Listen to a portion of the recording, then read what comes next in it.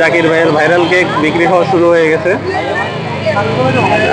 আসলে এখানে সবাই ইউটিউবার বেশি।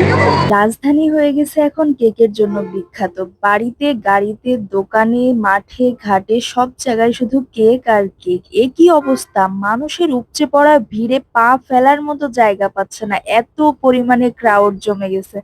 বাঙালি মনে হচ্ছে বেগার পায়ে আলকাতরা খাচ্ছে। তাই তো আমি চলে আসলাম জাকির ভাইয়ের সেই ভাইরাল দোকানে, যেখানে আমিও একটু আলকাতরা খেতে পারি নাকি দেখি।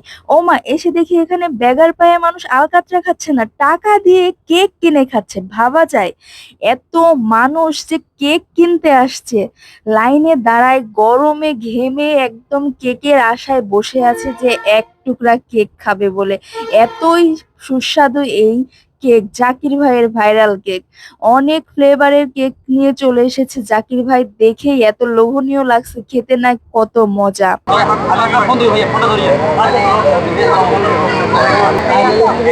বাটারস্কচ বিক্রি শুরু হয়ে গেছে। এই যে সবাই টোকেন নিয়ে দাঁড়াইছে, টোকেন দিয়ে নিচ্ছে সবাই। নারায়ণগঞ্জ থেকে আসছে জাকির ভাই কেক খাওয়ার জন্য এবং সে 2 প্লেট কেক নিয়ে